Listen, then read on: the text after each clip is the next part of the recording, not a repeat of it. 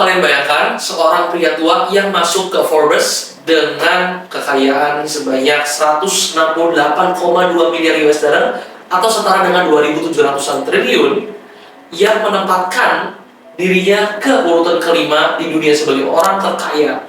Dan pastinya dengan beragam aksi filantropinya membuat dia dikenal dan menjadi salah satu investor legendaris dalam sejarah. Tapi lebih daripada semua itu, yang menarik adalah dia masih tinggal di rumah yang sederhana yang dia beli sejak masih muda dan setiap paginya makan McDonald. Menariknya lagi bahwa 90% lebih aset kekayaan dia itu dia peroleh ketika berusia lebih dari 50 tahun. Ada yang tahu siapa? So, welcome back to my podcast. Kenalin, nama gue David, dan hari ini gue bakal bahas salah satu tokoh inspiratif yang gue yakin lu juga pada kenal. Dan di sini nanti kita akan belajar dari tokoh tersebut dan apa yang bisa kita pelajari, harapannya bisa menjadi referensi kita untuk memilih cara investasi kita ke depannya. Kisah kali ini bukan bahas mengenai angka dan mentalitas baja aja, tapi juga bagaimana seseorang yang punya ambisi besar dan juga disiplin yang bisa mengubah hidupnya hingga menjadi orang terkaya di dunia. Sejak kecil, Warren Buffett ini sudah menunjukkan karir bisnisnya. Warren Buffett sendiri itu lahir di Omaha, Nebraska, 30 Agustus 1930. Ayahnya seorang politisi dan juga pialang saham. Dan di usia 6 tahun aja, dia udah mulai berbisnis kecil-kecilan. Dia menjual kembali botol Coca-Cola. Di 11 tahun, dia juga membuat keputusan investasi pertama dia, yaitu dia membeli 3 saham City Service Preferred seharga $38 per lembarnya. Jadi ini menarik banget ya. Jadi dia 11 tahun, karena papanya pialang saham juga, kenal sama itu, dan akhirnya dia mulai terpapar saham ketika dia masih usia sangat-sangat muda. Jadi case-nya yang dialami seperti kita pada umumnya, saat saham itu turun sedikit, dia udah mulai panik dan dia menghold. Tapi ketika dia melihat harga sahamnya udah naik dikit, dia langsung buru-buru jual si saham itu. Teman pasti ngerasa juga kan gitu. Dan penyesalan dia itu terjadi ketika dia melihat bahwa saham yang dia beli dan akhirnya buru-buru jual karena naik tipis, ternyata naik sampai 5 kali lipat. Dan dia akhirnya mempelajari sebuah hal yang berharga, itu kesabaran itu menjadi hal yang mahal. Perjalanan studi juga nggak mulus-mulus banget ya. Warren Buffett ini awalnya pengen masuk ke Harvard Business School, tapi akhirnya impiannya harus terkandas karena pas lagi interview juga nggak berhasil. Tapi gagal ini membuat dia juga masuk ke salah satu university yang bagus juga, yaitu Columbia University. Dia ambil business school di sana karena dia juga tahu bahwa Benjamin Graham dan David Dodd itu mengajar di sana. Dan pas lagi dia semangatnya itu, dia sampai kirim ke David Dodd ini kalau misalkan pesannya itu cukup lucu juga. Dia bilang, saya pikir Anda sudah meninggal, tetapi karena saya tahu Anda masih hidup dan mengajar di Columbia, saya benar-benar ingin datang. Saya excited itu dia sampai dia benar-benar pengen datang dan belajar dari tokoh-tokoh idolanya dia. Karena dia tahu bahwa ya edukasi itu sesuatu yang mahal sekali. Dan di bawah bimbingan Graham juga, Buffett ini mematangkan filosofi yang mengubah nasibnya, yaitu value investing. Jadi value investing itu simpelnya adalah membeli perusahaan dengan harga murah berdasarkan analisis fundamental. Jadi kita membeli saham dengan harga di bawah value-nya. Jadi ini bukan sekedar mengikuti tren aja, lagi naik-naik, turun-turun, tapi dia melihat dari sisi fundamental perusahaan itu bahwa harganya lagi memang murah. Berbekal dengan masternya, Buffett menantang dunia investasi. Dengan modal $100 aja, dia mendirikan perusahaan sendiri. Dan filosofinya yang paling terkenal sampai sekarang itu adalah 2 hal ini. Yang pertama, never lose your money, jangan pernah kehilangan uang. Aturan nomor 2-nya adalah jangan pernah lupakan aturan nomor 1. Jadi bagaimana caranya kita harus fokus untuk menjaga uang kita supaya nggak hilang dulu. Kehidupannya terus berjalan, dia mulai invest sana sini dan sebagainya, dan titik baliknya itu terjadi ketika di tahun 1962, ketika Buffett membeli namanya Berkshire Hathaway, BHI ya. Ini merupakan sebuah perusahaan tekstil.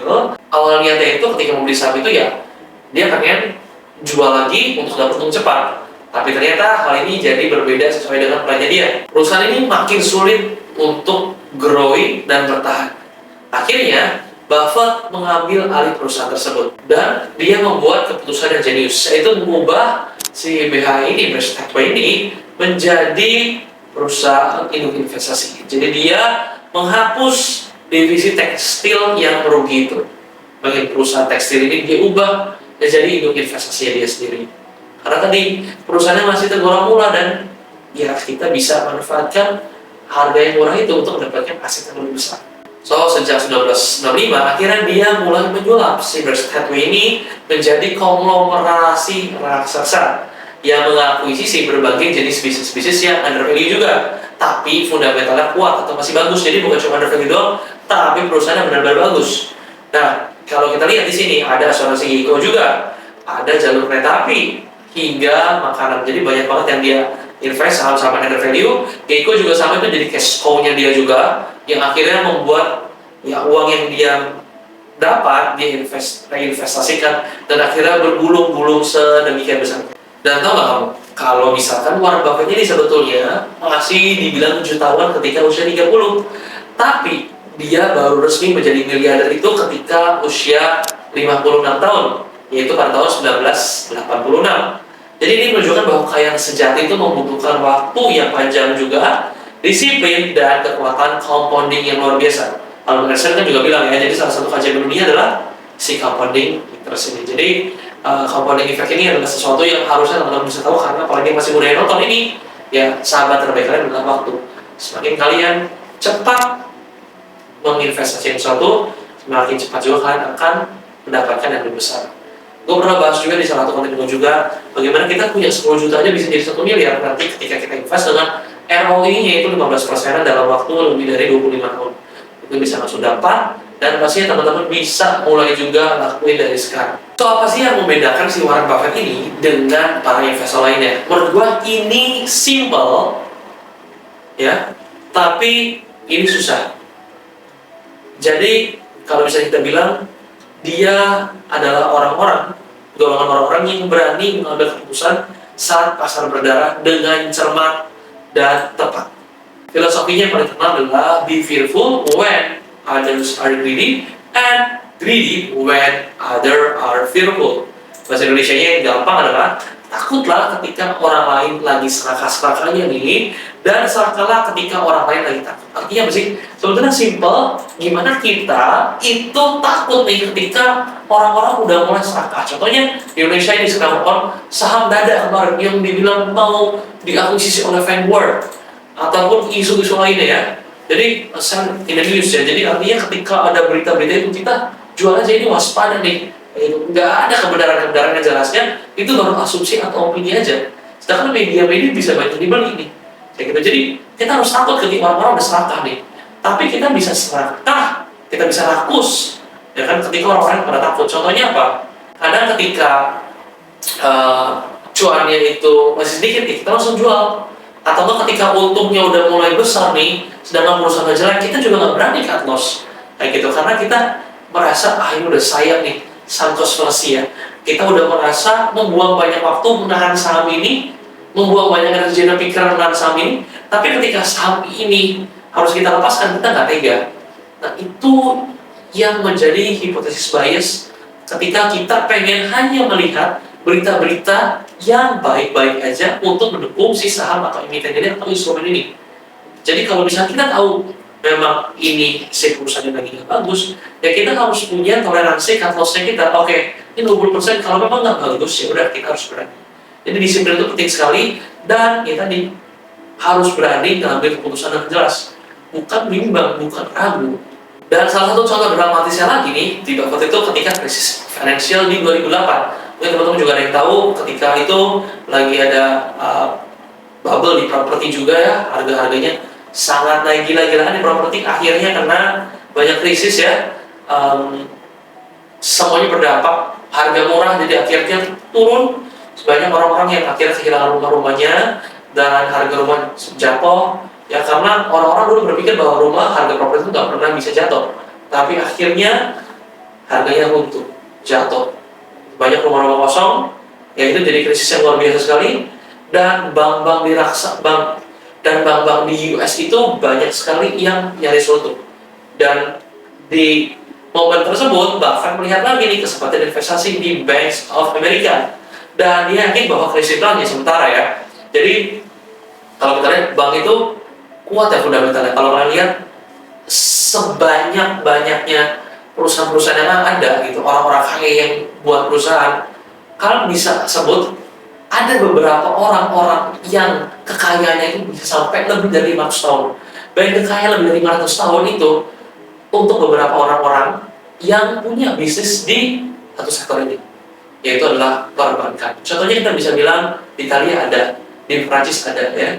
Tapi yang paling terkenal itu kisahnya Rothschild ya, gimana dia bisa menguasai beberapa negara saat itu juga, membuat keputusan yang besar sehingga bisa membuat sejarah ya ketika perang ya kan, perang di Eropa, akhirnya dia memberikan dana lebih besar ke satu negara, bantu dana, sehingga negara ini yang dapat sedikit lebih besar atau senjata yang akan lebih menangkan perang.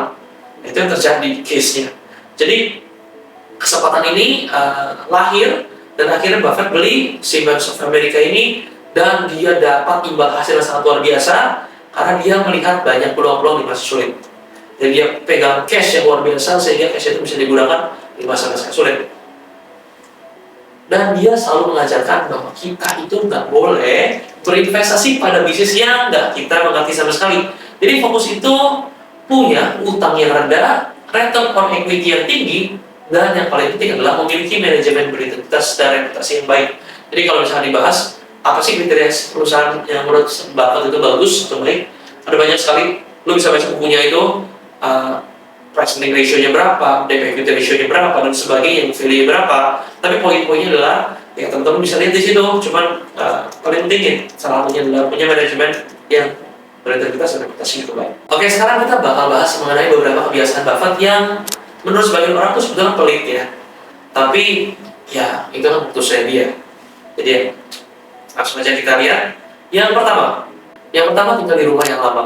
Jadi rumahnya itu masih di Omaha yang dibeli pada tahun 1958. Kenapa? Karena dia ngerasa bahwa ya dia senang tinggal di situ. Dan ketika dia membeli 10 rumah pun, dia hanya bisa menempati satu rumah tersebut dalam satu waktu. Jadi nggak bisa tuh 10-10-nya dia tempatin bareng-bareng juga kan. Jadi dia pilih satu aja yang buat dia nyaman juga. Tapi rumah sederhana ini juga nggak sederhana banget, karena rumah itu 5 kamar, dan pas lagi dia beli pada tahun 1958 itu seharga 31.500 US dollar.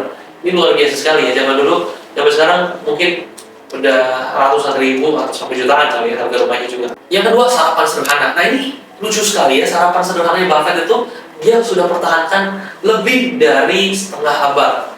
Dan dia itu sarapannya pasti di McD, karena McDonald's juga dia invest di sana, dan dia mampir untuk sarapan. Dan yang menarik adalah setiap dia sarapan itu menghabiskan sekitar 3,17 US dollar, sekitar 50 ribuan doang dia sarapannya. Di US itu sangat murah menurut gua. Jadi ini luar biasa sekali kebiasaan dia yang sangat sederhana. Dan dia punya menu yang diulang-ulang aja ketika dia makan. Yang pertama ada roti sosis seharga 2,61 dolar, sosis telur keju itu seharga 2,95, atau bacon, telur, sama keju seharga 3,17. Jadi ini McD-nya juga beda ya. Kalau di sini kan nggak ada bacon, ya kan? Ya, kalau di sana udah ada tuh jenis-jenis pilihannya juga. Ya kalau misalkan nggak ingin sarapan McDonald, dia juga makan Oreo aja. Nah, jadi ini menariknya juga, Bapak tuh beli sesuai dengan kondisi pasar. Kalau saat si saham-saham yang gelso ya, dia memilih menu yang lebih murah juga kayak gitu. Jadi gimana dia mencerminkan kehidupan sederhana dan pengolahan uang yang rasional meski akan melimpah. Yang ketiga, membaca itu menghabiskan lebih dari 60% waktunya dia. Bayangin aja ini, kalau misalnya kalian sendiri melakukan aktiviti-aktiviti dalam bekerja, ya kan? Buffett ini melakukan banyak waktunya itu ketika dia membaca. Ya, dia menghabiskan 5-6 jam sehari buat membaca, atau sekitar 60% waktunya lebih untuk membaca banyak laporan keuangan, koran, buku, dan banyak lainnya. Karena dia percaya bahwa semakin banyak kamu baca, semakin besar penghasilan kamu juga. Yang keempat, dia menolak teknologi. Ini simpelnya sebetulnya bukan hanya menolak teknologi, tapi ya sekarang juga dia udah nggak pakai ponsel jadul lagi. Dia sekarang udah cukup canggih ya ponselnya. Tapi Bapak ini ngerasa bahwa teleponan canggih juga nggak ada gunanya, sama-sama untuk nelfon sesuatu hal yang berguna juga sama-sama telepon. Tapi yang dia lakukan adalah mengurangi distraksi ketika dia menggunakan smartphone. Jadi gimana caranya dia tetap bisa fokus ke pekerjaan dia dan tidak terdistraksi atau apapun juga. Jadi yang menarik buat Buffett ini supaya bisa stay fokus dengan menggunakan teknologi. Namun pandangan itu berubah ketika di 2010-an, ketika Buffett mulai menginvestasikan uangnya dia yang cukup besar juga ke Apple. Kenapa? Karena dia merasa bahwa ketika investasi di Apple itu sejalan dengan filosofi investasi juga. Nah, aksi yang paling ditunggu dan fakta yang kelima adalah ini yang paling menyentuh sebetulnya karena aksi filantropi ini yang sangat luar biasa. Bahkan itu berkomitmen menyumbangkan lebih dari 99% kekayaannya untuk kegiatan amal, bahkan untuk gerakan The Giving Pledge bersama Bill Gates, ajakan untuk para miliarder yang berbagi kekayaan demi kebaikan bersama. Sebetulnya yang menarik adalah si Bill Gates ini kalau misalkan dia kan bikin si yayasan ini juga cukup lama dan banyak sekali yang dia invest di yayasan tersebut. Tapi yang menarik adalah kalau misalkan si Bill Gates saja dia tidak menginvestasikan uang yang sana, bisa jadi dia menjadi salah satu orang terkaya ya.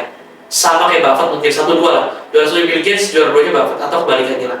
Mungkin Bill Gates punya 700-an miliar kayak gitu kan US dollar. Kayak gitu Buffettnya mungkin lebih dari ya 500 sampai 600-an juga miliar US dollar. Jadi keduanya tuh sama-sama kaya banget ya kayak gitu. Cuman ya mereka akhirnya nggak jadi orang-orang yang sekaya itu karena ya dia sumbangkan kekayaan mereka. Jadi mereka punya kebesaran hati yang luar biasa.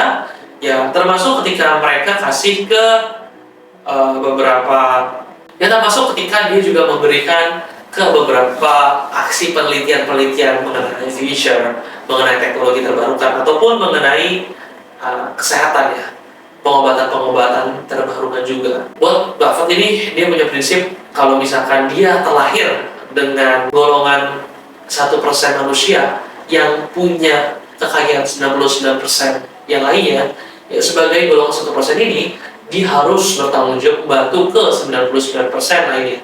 Semoga orang-orang kaya di Indonesia juga melek untuk hal ini ya, bukan cuma untuk memperkaya diri sendiri tapi berbagi buat banyak orang.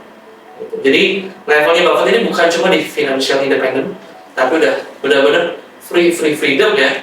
Dan dia udah di atasnya bukan freedom lagi, tapi dia udah hidup dengan purpose-nya dia, vision-nya dia, bagaimana dia bisa menjadi nol lagi karena dia bisa berbagi buat banyak orang. Dan kesuksesan Buffett ini tuh lahir bukan karena dia sukses tiba-tiba aja, tapi ini mulai dari konsistensi sejak kecil. Dia pernah ngomong ke teman-temannya, kalau dia nggak jadi jutawan gitu kan, atau dia punya uang sekian di usia dia 30 tahun, dia mau bunuh diri gitu. Ada di banyak kisah-kisahnya itu luar biasa sekali. Jadi dia punya conviction tuh yang segila itu. Dia benar-benar punya keyakinan dia bisa sebesar itu. Kenapa? Ya dia udah tahu gitu loh, punya hitung-hitungan yang jelas, matematikanya udah jelas. Dan paling penting adalah gimana dia bisa disiplin, konsisten, dan pintar melihat peluang. Jadi nggak perlu sampai ribet gitu kan, investasi simple kok.